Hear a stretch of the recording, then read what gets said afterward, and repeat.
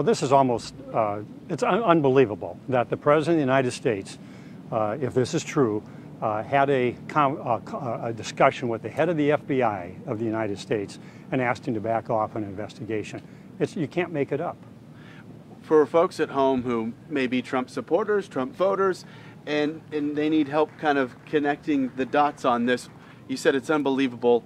It may seem obvious to you, but for folks at home, why is this so unbelievable? Well, we have laws and rules in this country, and when there are investigations, there are certain things you cannot do.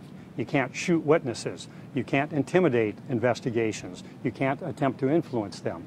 That's wrong, and all of us should feel that that is wrong. And that technically is obstruction of justice when you intimidate an investigation?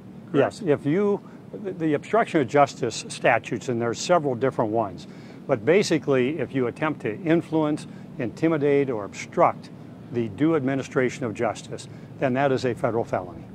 And if Comey's notes are accurate and those notes exist, and it turns out that it is true that President Trump did edge him to back away from a Flynn investigation, your professional opinion says that that is a violation, that is a charge of obstruction of justice? Well, if this is true, then it is a prima facie case of obstruction of justice. Now, you can debate the facts, the accuracy of the memo, and one-on-one and things like that, but if what the director of the FBI is reported to have recorded in his notes, that's obstruction.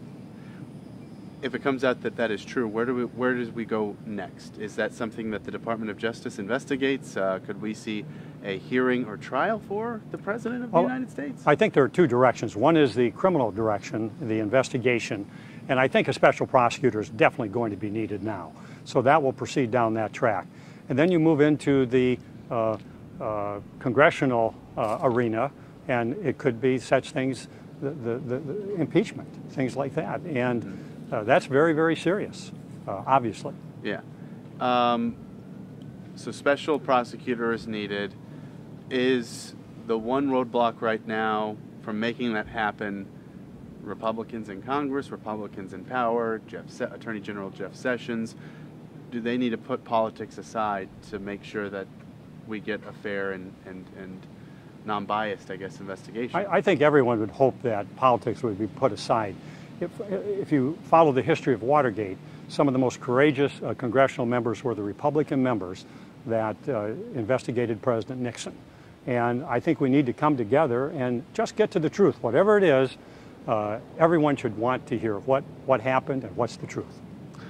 Any other reaction you've garnered today from reading some of the headlines, some of the articles? I don't know if you caught Bill Nelson's reaction or his statement or anything like that. I hadn't either. I didn't know if I meant to send it to you, but didn't know if you had seen it anyway. But just your take on this and just how crazy this is. Well, again, it seems every day there's something new, but this one really crosses the line into an arena that I think if the president were smart, and he's smart, he would be hiring the best criminal defense lawyer in America at this time.